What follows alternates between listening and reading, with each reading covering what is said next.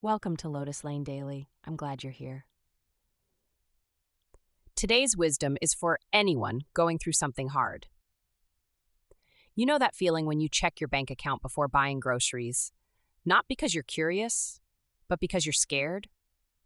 When you do the math in your head for the fifth time that day, the rent is due, the credit card minimum is due, and your paycheck comes in 4 days, and you already know the numbers don't add up?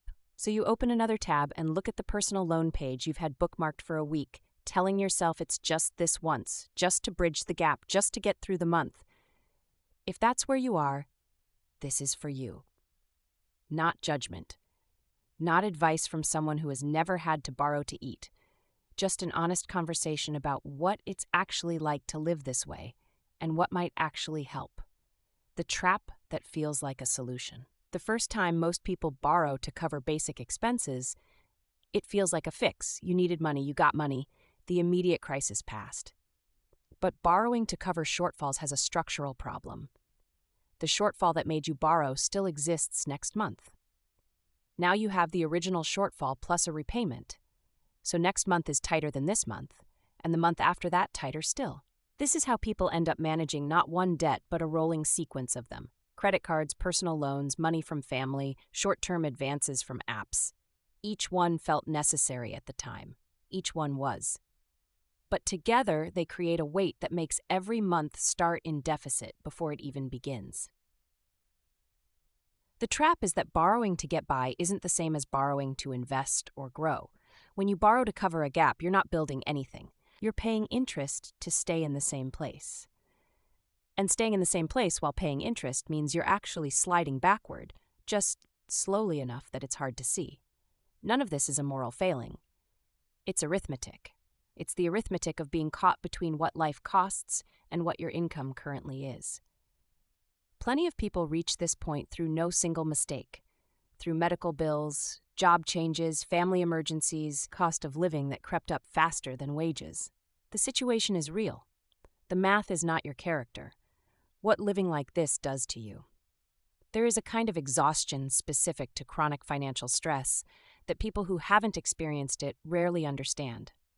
It's not just worrying about money.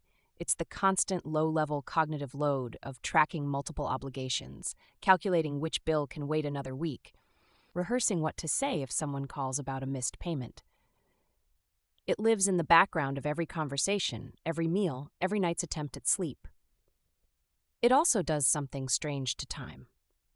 When you're in survival mode with money, it becomes almost impossible to think more than a week or two ahead. The future feels either irrelevant, you can't plan when you're just trying to make it to Friday, or threatening. You can't bear to look at where this trajectory leads. So you stay focused on the immediate, the urgent, the next gap to fill, which is the only rational response to genuine scarcity.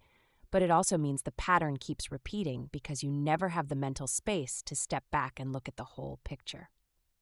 An old letter I once came across put it this way: as long as we have hope, we have direction, the energy to move, and the map to move by. The reverse is also true. When money stress strips away hope, it strips away direction. People stuck in the borrowing cycle are often not lacking discipline or intelligence. They're lacking the psychological breathing room to think strategically. That breathing room is the first thing to restore, even before the finances themselves. Getting honest about the numbers without punishing yourself. At some point, the way out of the borrowing cycle requires sitting down with the actual numbers. Not the approximate numbers you carry around in your head, the real ones. Every debt, every interest rate, every monthly obligation written in one place. Most people in financial stress avoid this. The avoidance is completely understandable. Looking at the full picture feels like it will be crushing, so you live in the approximate. But the approximate is usually worse than the reality, because the mind fills the unknown with dread. Most people who finally write everything down discover that the total is frightening, yes, but it is a finite number. And a finite number can be worked on. Once you have the full picture, two things usually become clear. First, not all debts are equal. A credit card charging 36% interest is an emergency. A family member's informal loan might be patient. An EMI on a low-interest scheme is manageable. Putting out the hottest fires first, the highest interest obligations, is almost always the right strategy, regardless of the size. Second, there are usually small leaks that are genuinely cuttable, not major sacrifices. Small recurring things you forgot you were paying for, or habits that cost more than you realize when you add them up monthly. This is not about judgment or austerity, it is about information. You cannot fix a problem you can't see clearly. The one move that changes the direction. The goal when you're borrowing to survive is not to pay off all debt immediately. That's not realistic, and aiming for it usually leads to discouragement and giving up. The goal is to stop the slide, to reach a point where this month is not worse than last month. That usually requires one of two things, or ideally both. Either reduce outflow by any amount, or increase inflow by any amount. One extra few thousand rupees coming in monthly can break the cycle. One regular subscription canceled, one expense trimmed, one side income added. The amount doesn't have to be large. The direction matters more than the magnitude. A thought that I find useful here, from a writer who understood resilience at a deep level. The bamboo that bends is stronger than the oak that resists. Flexibility and persistence. That is how we survive the storms of life. The people who break out of the borrowing cycle are almost never the ones who found a dramatic windfall. They are the ones who kept adjusting, kept finding small ways to shift the balance, kept going when it would have been easier to stop trying. Flexibility means being willing to look at things you thought were fixed. The apartment you believe you can't move from. The lifestyle you've maintained partly for appearance's sake. The pride that makes it hard to admit the situation to someone who might actually be able to help. None of these are criticisms. They are real constraints and real feelings, but sometimes one of them is the thing that if it shifted would change everything. Asking for help is not the same as giving up.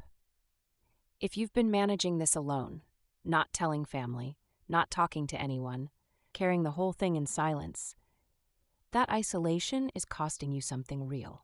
Not just emotionally, practically. There are people and organizations specifically set up to help with exactly this. Debt counseling services, many are free or low cost. Financial advisors who specialize in debt restructuring. Community organizations that provide emergency assistance. Family members who, if they knew the real picture, might help in ways that don't require interest. Government programs that exist specifically for situations like yours. The shame around asking for financial help is enormous. We'll talk about that separately. But the practical reality is that you are much more likely to find a way through this with help than without it. The problems are almost never unfixable. They are almost always too heavy for one person to carry alone. Whatever has led you here, choices made under pressure, circumstances you didn't choose, a combination of both, you are not the first person to be here. Millions of people have been exactly where you are and found a way to a different place. Not because they were exceptional, because they kept going, one adjustment at a time, long enough for the adjustments to add up. You don't have to solve this tonight, but you don't have to keep carrying it alone either. That's somewhere to start. That's the wisdom for today. If something here landed for you, share it with one person who might need to hear it too. Take it slow. I'll see you tomorrow on Lotus Lane Daily.